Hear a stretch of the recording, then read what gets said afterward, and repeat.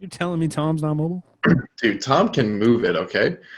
Tom gets up and You down the see field him when he moving needs to. through after those Yeah. drinks he had? He was My mobile as favorite hell. highlight of him is not even an NFL highlight. It's his 40-yard dash when he came out of Michigan. That's my favorite Tom highlight because that is 110% effort if I've ever seen it.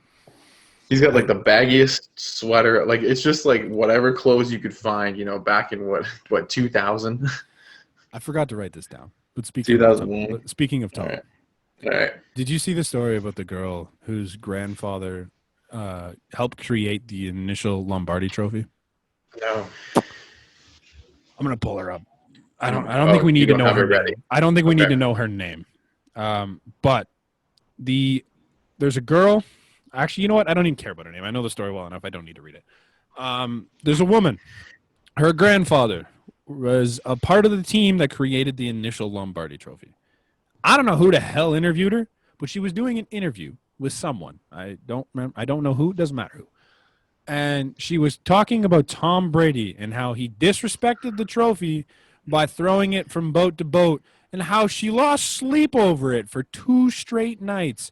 And she feels as though she deserves an apology for the disrespect they showed towards this sacred trophy that Tom Brady has 7 of.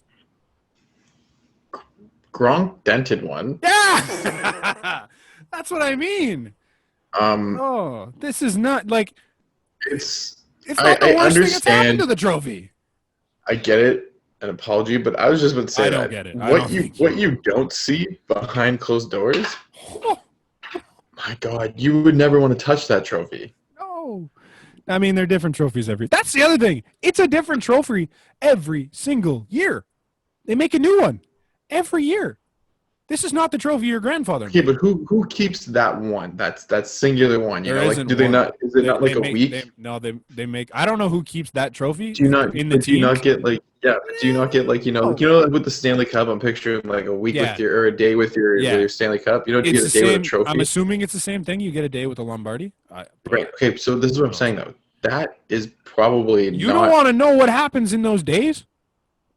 Like you've seen publicly some of the things that happens with the Stanley Cup and like what they do in that cup.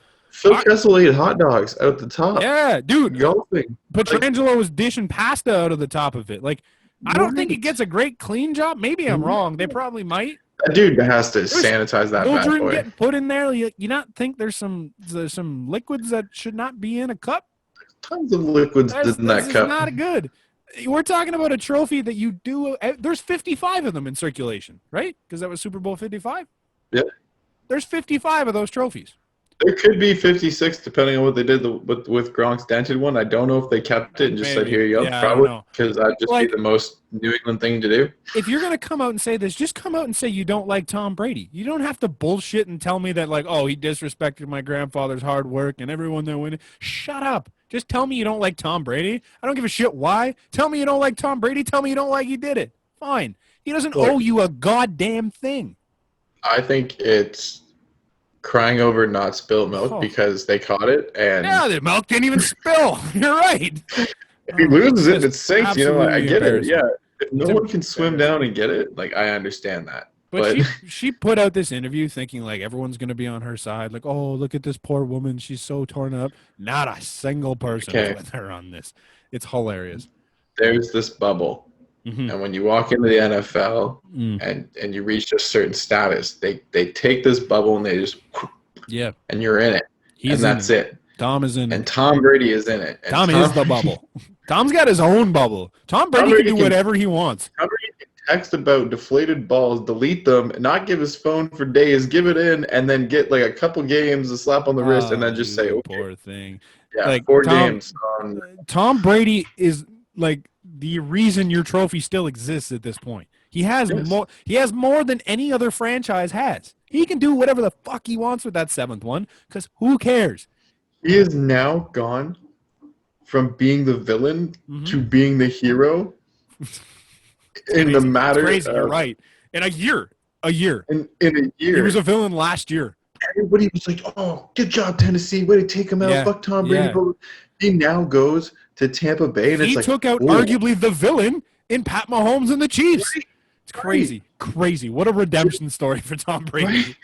They wore the all whites. That was not by accident. Like they knew what they were doing. They No, were coming in. Tom Brady was doing exactly what no, he did, you know. yeah, And now he it's even crazy. chirps Tyrann Mathieu and he apologizes afterwards, like any good guy would do. Hey man, Yeah, really sorry about that. That was all heat of the moment, you know. yep. I think Tyron Matthews did the same thing. Like he tried to make up the whole story and realized Absolutely. he realized he was mic'd up, and he's like, all right, I can't play this angle.